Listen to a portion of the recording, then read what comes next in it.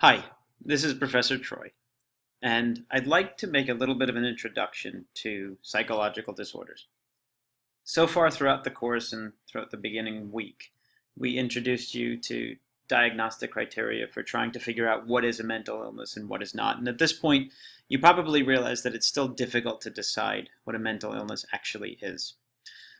One of the most important things to remember is that when we're trying to make the decision as to whether or not something is a mental illness, the main two things to remember are, number one, is that thing causing an inability to function normally, that symptom or that cluster of symptoms? And number two, is it causing the individual significant distress? If whatever their presenting complaint is meeting one of those two criteria or both, then we start to consider this thing to be a mental illness.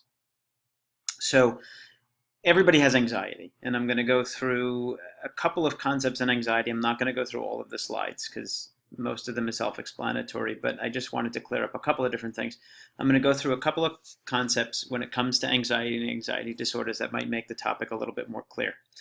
Everybody has anxiety. The only people that don't have anxiety are people that are unconscious or in the ground. Okay? Everybody has anxiety, and that's an important thing to remember. Just because you get nervous frequently, just because you worry a lot, doesn't necessarily mean that you have anxiety. That can be perfectly healthy and perfectly normal. Just because you're afraid of something doesn't mean that that's a phobia. Okay? It has to cause significant distress and or it has to have a significant impact on your ability to function normally. Okay, and I'll get into that a little bit when we talk about phobias. But remember, anxiety is a state of worry, anxiousness that is accompanied by physical symptoms. Okay, fear tends to be specific, where you're afraid of a particular thing or an event. Anxiety tends to be more diffuse and more broad, and anxiety tends to have physical symptoms associated with it. Okay, now anxiety disorders. The first one I wanted to talk about was panic disorder quickly. There's no definition on here for panic attack, so I wanted to define briefly what a panic attack is.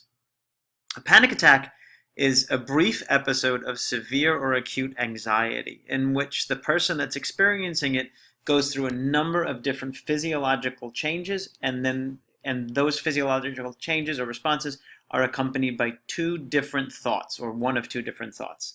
The physical changes are as follows. Increased heart rate, increased breathing, tingling in the hands, maybe tingling in the feet, sweaty palms, chest pain, stomach pain in different areas. It can be an upset stomach, it can be nausea, it can be ringing in the ears, it can be tunnel vision where they can only see sort of what's directly ahead of them. I mentioned racing heart already. Sweating profusely. It can be feeling cold, but it's a combination of these physical symptoms in addition to one of the two following thoughts that accompany the physical symptoms. One thought is either that I'm going to go crazy, and the other thought could be that I'm going to die. You think that you're having a heart attack or some type of physiological response that's going to be fatal in some way. Those are the two main psychological symptoms or thoughts that go along with panic attacks. They last anywhere between 2 and 15 minutes. They can be triggered by a particular event, or they can come out of nowhere. People do have panic attacks while they're sleeping. Some of the more common places to have panic attacks, or some of the more common times to have panic attacks, are when the individual feels like they're stuck in an area and they can't escape. So a crowded subway car that's between stops, that's a very common area to have a panic attack. People can have panic attacks in crowded shopping malls during the holiday season. People can have panic attacks in an elevator where they feel closed in and they feel like they can't get out of it, or in a car that's packed with people. Or even if they're waiting in a car alone, but they're in traffic and they're stuck there, right? Usually places where people feel like they can't escape from. Those are common places for people to have panic attacks. They come on fairly suddenly, although the person that has regular panic attacks tends to identify triggers and tends to know at least 30 seconds or a minute or two before they come, and that can be long enough to intervene if they need to. in order to reduce the panic attack. But most people who suffer from panic attacks have a difficult time trying to mitigate or stop the attacks. So panic attacks are extremely, extremely unpleasant. If you've ever had one, you know what I'm talking about. If you've never had a panic attack, don't have one. They're one of the most unpleasant things anyone could ever experience. It's beyond any physical discomfort. It's beyond any type of sort of life stress that happens for the most part, right? Obviously, the loss of a loved one is going to be an exception. But a panic attack is so wildly unpleasant. I've seen some of the toughest people in the world be just fall and collapse onto themselves when they've been having a panic attack just because it's so debilitating. So when talking about a panic attack, it's that severe and acute anxiety episode accompanied by a number of physical symptoms as well as one of those two thoughts. Either I'm going to go crazy or I'm going to die. Okay?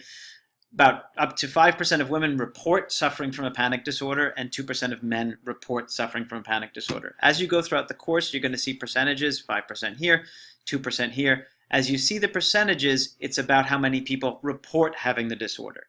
That's always going to be skewed one way or another. Gender differences. It's not cool for a guy to sit there and say, oh, I have panic attacks, right? That's gender stereotypes say that guys can't break down like that. So more men might have panic disorders than report it. Less women might have panic disorders than report it, right? Because just because 5% of the population reports that they have panic disorder doesn't mean they actually have it, although the people reporting it should be verified and vetted by a professional, a psychologist, psychiatrist, etc. Okay, now moving on. Two things that are important about having panic disorder. Number one, the individual must have had multiple panic attacks. And number two, the individual has to have a consistent fear or worry about having another panic attack. And that's where we get to the significant distress part of the diagnosis. If the individual has had one panic attack or two panic attacks in their lives and they're not worried about having it, it's not causing them significant distress. They've just had panic attacks. They just had a symptom. They don't meet criteria for a disorder. If somebody has had, two panic attacks and they're avoiding doing certain things because they don't want to have the panic attacks again, even if they never have another panic attack, if the things that they're avoiding doing are necessary things, things that are required in their everyday lives, like going grocery shopping or going to the bank, then this is impacting their ability to function normally, and we would say it is causing them, it would meet criteria for disorder. It's not causing them significant distress because they're not afraid of having another panic attack because they realize how to avoid it. But the flip side of that is it is impacting their ability to function normally. So we would probably consider this a psychological disorder. Now, switching gears, I wanted to talk a little bit about, actually before we do that, let me talk about agoraphobia quickly.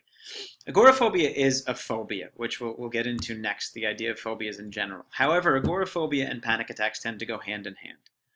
What happens with panic disorder is that I said there's certain circumstances, certain places and times that can make a panic attack more likely. A crowded shopping mall, a subway during rush hour, things like that. These things make panic attacks more likely. And sometimes individuals tend to avoid those places. If you remember back to Intro to Psychology, avoiding a particular unpleasant response, making a behavior more likely, is something that we call negative reinforcement. Avoidance becomes negatively reinforced when you have panic disorder. What can happen over time is the individual, in order to avoid having a panic attack, tends to avoid more and more things. They might avoid shopping malls at first, then they might avoid grocery stores, then they might avoid the bank, then they might avoid the drugstore, then they might avoid just going out altogether. And they might ultimately end up being sort of locked in their house the whole time. This is what we call agoraphobia, fear of open spaces or fear of going out. Some people with severe panic disorder can develop agoraphobia, which makes it hard for them to go outside. It's so commonly associated with panic disorder that there are two different types of panic disorder. There's panic disorder with agoraphobia, meaning the ones that tend to have panic disorder and don't go outside. and panic disorder without agoraphobia. That means you just have panic disorder and you're not avoiding going places. You just have the panic attacks and the impact on your functioning and or the significant distress. Okay? So that's why we talk about agoraphobia in the context of panic disorder. But it is a phobic disorder. You can have agoraphobia without having panic disorder. That's rare, it's uncommon, but it can happen. Now, phobic disorder. There's a video here. I think the video's, I'm not sure if the link is actually active or not. I can double check that. It's a video of somebody on Maury Povich. If you just Google cotton phobia, that's the video that we're looking for, if this link isn't actually working. It's a video on somebody that has a phobia of cotton. It's probably fake. A lot of the stuff on the daytime talk shows are staged, but you get an idea of what a true phobia looks like. I know that with phobic disorder here, it says 10% of the population reports having a phobia. That number is wildly exaggerated. Okay, stick with 10% for the exam, stick with 10% just statistically if you're ever asked about it according to the Diagnostic and Statistical Manual, etc. But 10% is high. It's too high. Phobias are not, a phobia is not just being afraid of something. A phobia is an extreme and irrational fear of an object or an event. It is extreme and it is irrational. It goes well beyond just being uncomfortable, right? If you're uncomfortable with a spider in the bedroom and you don't like it and you're kind of really skeeved out by it a little bit, that's not a phobia. If you want to see what a phobia looks like, it's like that woman on the Maury Povich show in the clip below, or if you Google search it on YouTube, you can find it. That's what a phobia looks like. It is this intense and irrational fear of an object or an event.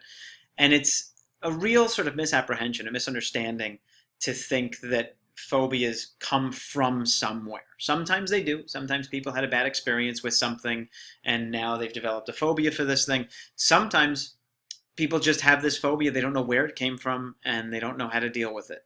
But a phobia tends to be extreme. It tends to be very irrational. The person needs to understand that the thing that they're afraid of is really not harmful one way or another. It could be somebody that says, I don't ever want to get on a plane because I'm completely afraid of heights, right? Acrophobia, fear of heights. I will never get on a plane. I know I'm not going to die. I know I'm not going to get hurt. I cannot stand it. I can't take it. I won't go anywhere near a plane. And if you get them close to an airplane, they might have a panic attack, or they might run and escape, or start crying, or start shaking, etc., right? So the percentage of the population that actually has a phobia is probably closer to about 1%, not 10%. But it's reported as 10, so know it is 10, but understand that that 10% is a lot higher than it actually is. A lot of people tend to misreport phobias when the truth is they're just uncomfortable about something or they're afraid of something. There are common types of phobia, things that people tend to be phobic of. Those are listed here. And social phobia is also can happen, right? It's kind of a newer phobia. I wouldn't worry about that as too much different than the other phobias, but it's of people who are acutely nervous or anxious and worried about being embarrassed when they're in other groups of people. This is not antisocial. Antisocial people falls under personality disorders. We'll talk about that later in the semester.